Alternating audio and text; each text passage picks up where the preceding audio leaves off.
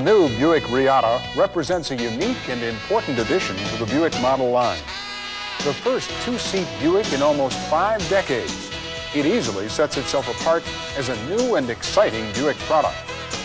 Sporty looks combined with traditional Buick luxury have earned the Reatta Buick's best-in-class title.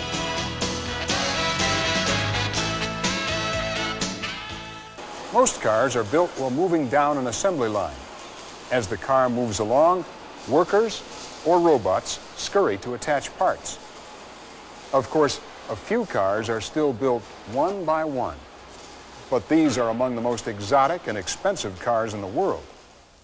At the Reatta Craft Center, the efficiency of a production line is combined with the care and precision of a handcrafted automobile.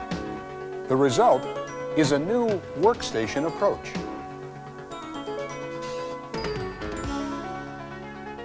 That car is sitting there and you got time to do your job and do a good job at it. The Reatta begins to evolve in the Craft Center body shop. It's here that steel parts merge to form the body of the Reatta. At the Craft Center, Reattas are built on the premise that skilled craftsmen often offer better quality than automated machinery.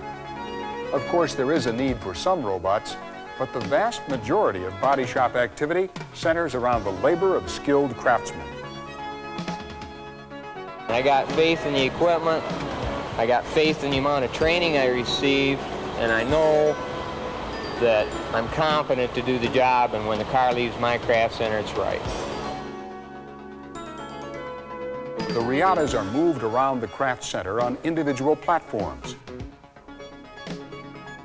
These automatic guided vehicles, or AGVs as they are called, bring the car to each individual workstation.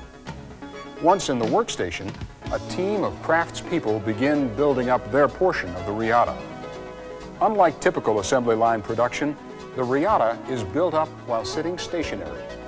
The work is done at a steady pace, but never rushed. These craftspeople are responsible for building up one specific area of the Reatta. They have a great pride in making their portion of the car perfect. After all, they realize the final product reflects on their craftsmanship. I'm able to put my knowledge into doing a good job, and getting people to listen to my ideas and accepting them most of all, because when you believe you can do something right, then you get the other guy believing the same thing, then it's gonna make a good product.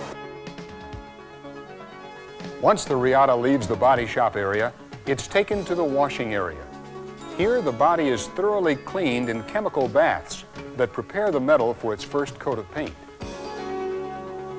The initial primer coat is applied by completely submersing the Reatta in electrostatically charged ELPO primer. The Reatta uses a color-keyed primer to enhance and maintain the final color coat. Every Reatta is sprayed with 2 color coats and 2 clear coats. Interestingly enough, the entire primer and paint application process is overseen by Pittsburgh Paint and Glass employees. In fact, PPG has research and quality control laboratories located right inside the Reatta Craft Center. It's through the efforts of these paint specialists that Reattas get the best surface finish of any production automobile in the world. You have a product that everybody's put their hands on and everybody's touched and everybody says, I own this product, and everybody's proud of it. And it really, it makes a difference. Each stop at a workstation lasts for about a half hour. The workstation process isn't as fast as an assembly line. It only produces about a half a dozen cars an hour, and it's a lot more expensive. But for the person who buys a Reatta, the additional quality is worth the money.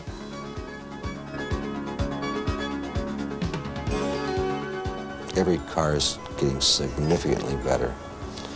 And when the car reaches the market, we want the customer to say, this was a great, great product. And it was built by craftsmen. As Buick's highest priced model, The Reatta attracts a buyer who is willing to pay top dollar in order to receive an exceptional automobile, superior service, and most importantly, VIP treatment. We're responsible for maintaining the superior service Reatta's customers expect. To do this, we need to know the car itself. Let's take a walk around the car and I'll point out a few service highlights. The first thing I noticed are the Reatta's retractable headlights. The retractable headlight doors are controlled by the headlight door module, located between the windshield washer reservoir and the underhood relay center and the left front fender. The module receives inputs from the headlight park light switch and the lamp retract switch in the console. Based upon these inputs, the module controls the opening and closing of the headlight door motors. Basically, the headlight switch inputs signals to open and close the doors when the headlights are turned on and off. The lamp retract switch signals to open and close the headlight doors when the headlights need washing or servicing. This switch should not turn on the headlights.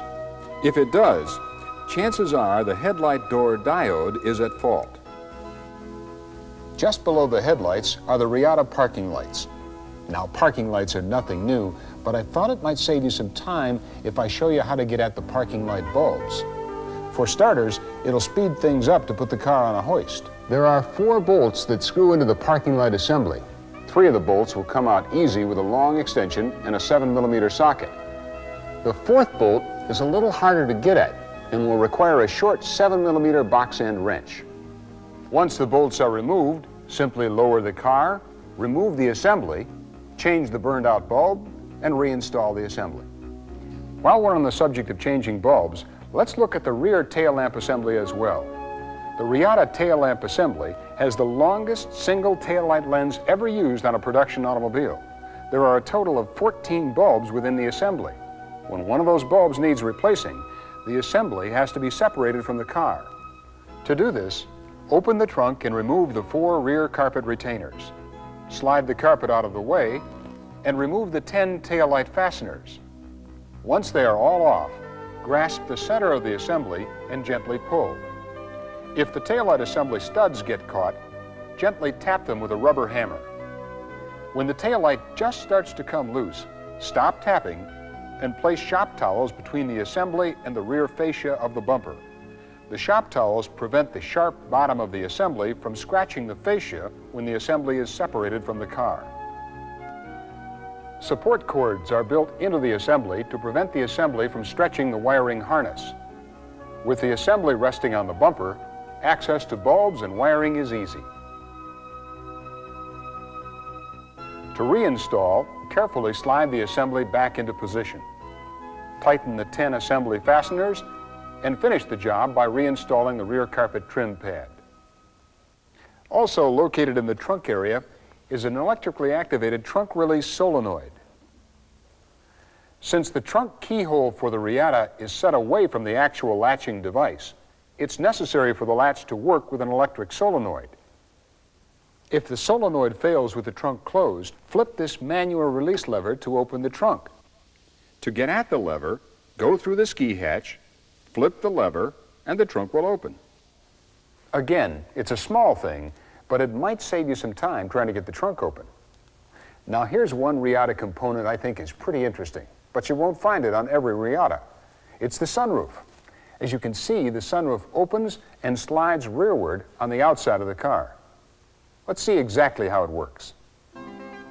When the ignition is on, flipping the control switch to the open position completes the electrical circuit, and the sunroof begins to open. When the sunroof reaches the vent position, it automatically stops. To get the roof in the full open position, you must first release the switch to the off position and then press it in the open position again. The sunroof opens until it reaches its rearward stops. When it comes in contact with the stops, the motor continues to run, but a release clutch in the motor prevents further movement. With the ignition on, the sunroof can be closed by simply holding the switch in the closed position. This connects a simple circuit which runs in the reverse path of the open circuit. When the sunroof closes, it doesn't stop at the vent position. In addition to the sunroof control switch, there are 4 additional electrical components in the sunroof circuit. Let's take a look at them. The sunroof is opened and closed with a fixed magnet reversible motor. The motor has an internal circuit breaker that protects it from overloading. If the electrical components are unable to operate the sunroof, an Allen wrench can be inserted into the motor and turned to manually open and close the sunroof. Located in the sunroof motor is the sunroof micro switch. The micro switch is responsible for breaking the electrical current when the sunroof reaches the vent position. Located towards the front of the sunroof assembly are the 2 sunroof relays. Relay number 1 is a typical electromagnetic relay that provides power to the control switch anytime the sunroof moves in an open direction. Relay number 2's only purpose is to re-engage relay number 1 after the micro switch breaks current at the vent position. This relay is made of solid-state components and should not be tested with diagnostic equipment. However, if relay number 2 is bad, the sunroof will not open past the vent position. Mechanically, the Reatta sunroof has 2 basic adjustments, up and down and side gap spacing. For the up and down adjustment, the headliner must be removed. When it's out of the way, notice 12 set bracket bolts. Loosen all 12 bolts and find the 4 height adjusting nuts in the corners of the sunroof housing assembly. Turning the height adjuster nuts will raise or lower the height of the sunroof. Once the sunroof is adjusted so it is flush with the rest of the roof, tighten the set bracket bolts to hold everything in place. Now, if the gap between the sunroof and the roof of the car is incorrect, you can easily adjust that as well. You have to put the sunroof in the vent position and carefully separate the sunroof headliner. When it's free, close the sunroof and locate the 6 sunroof securing nuts that hold it in place and loosen them. Then simply center the sunroof and finger tighten the nuts to hold the roof in place. Then tighten the nuts to specifications and put the sunroof headliner back into position. As long as we're right here, let's look at a couple of electronic control center service mode features. These features help diagnose electronic control module and body control module system malfunctions. The first of these features is called the snapshot. The snapshot is used to help diagnose intermittent ECM and BCM system malfunctions. Remember, the ECM and BCM have many sensors throughout the car which constantly send information to the 2 modules. If we can get a freeze frame view of this information at the same time an intermittent problem occurs, we can then go back and see what the sensors were reading when the malfunction occurred. By doing this, we can look for any unusual readings that will help pinpoint an intermittent problem. That's what the snapshot feature can do. You can take a snapshot manually using either the ECM or BCM.